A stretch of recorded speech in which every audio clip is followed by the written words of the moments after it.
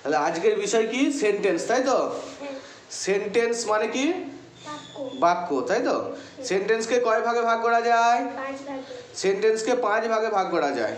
হ্যাঁ, কি কি সেন্টেন্স না? Assertive sentence, interrogative sentence, imperative sentence আর অপটেটিভ সেন্টেন্স আর এক্সক্লেমেটরি সেন্টেন্স, তাই তো?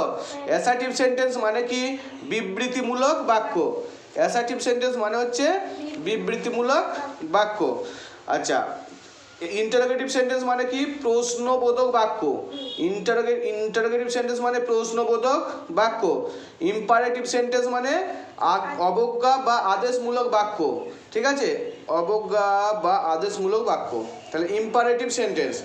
অপটেটিভ সেন্টেন্স কাকে বলে? অপটেটিভ সেন্টেন্স মানে কি? ইচ্ছা বা প্রার্থনামূলক বাক্য। ইচ্ছা বা প্রার্থনামূলক বাক্য। আচ্ছা, তারপরে কি? Exclamatory sentence. এক্সক্লেমেটরি সেন্টেন্স বিস্ময়সূচক বাক্য।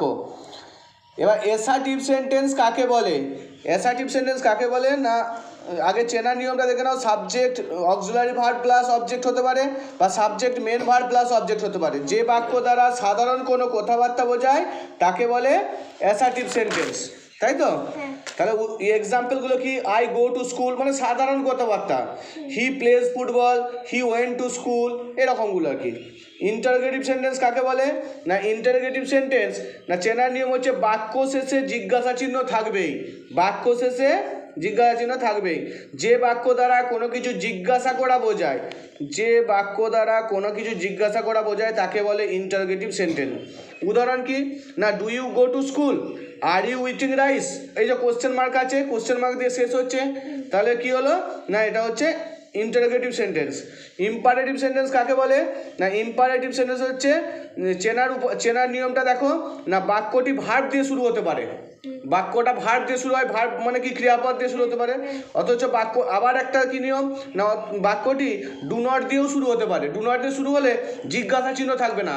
Don't touch my mobile, don't use my phone, don't touch my bag, এরকম আর কি।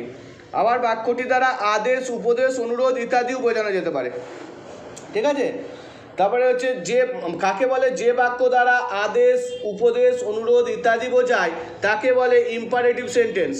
উদাহরণ কি না? ভার্ব দিয়ে শুরু হচ্ছে গো to school, open the door, don't touch me, ঠিক আছে? ডোন্ট সিট বিসাইড মি, এগুলো হতে পারে। অপটেটিভ সেন্টেন্স কাকে বলে না? অপটেটিভ সেন্টেন্স চেনার নিয়ম হচ্ছে মে দিয়ে শুরু হতে পারে, মে দিয়ে শুরু হতে পারে, লং লিভ দিয়ে শুরু হতে পারে, হ্যাভ দিয়ে, হ্যাড বা হ্যাভ দিয়ে শুরু হতে পারে, কিন্তু বাক্য শেষে বিস্ময়সূচক চিহ্ন থাকবে, ঠিক আছে? যে বাক্য দ্বারা মনের ইচ্ছা বা প্রার্থনা বোঝায় তাকে বলে অপটেটিভ সেন্টেন্স। উদাহরণ কি না? হচ্ছে may god bless you, long live our leader আর হ্যাভ এ সেফ জার্নি। বোঝা গেছে তো? Have a safe journey. তারপরে হচ্ছে এক্সক্লেমেটরি সেন্টেন্স। এক্সক্লেমেটরি সেন্টেন্স আমরা চিনব কী করে না? এক্সক্লেমেটরি সেন্টেন্স চেনার নিয়ম হচ্ছে কি না? অবশ্যই বাক্য শেষে বিস্ময়সূচক চিহ্ন থাকবে বা এক্সক্লেমেশন মার্ক থাকবে। তাহলে হয়ে গেল যে বাক্য দ্বারা মনের দুঃখ, শোক, ভয় ইত্যাদি, আনন্দ ইত্যাদি বোঝায় তাকেই তো বলে এক্সক্লেমেটরি সেন্টেন্স। উদাহরণ কি? What a beautiful bird it is, what a beautiful bird it is, অনেক কিছু হতে পারে। What a big snake it is, ঠিক আছে? তাহলে এটাই ছিল আজকে সেন্টেন্স। তাহলে সেন্টেন্স কয় প্রকার বললে? 5 প্রকার। সেন্টেন্স কয় প্রকার না? সেন্টেন্স হচ্ছে 5 প্রকার। কি কি? Assertive, interrogative, imperative, optative and exclamatory, তাই তো? ঠিক আছে, বুঝতে পেরেছো? That's all.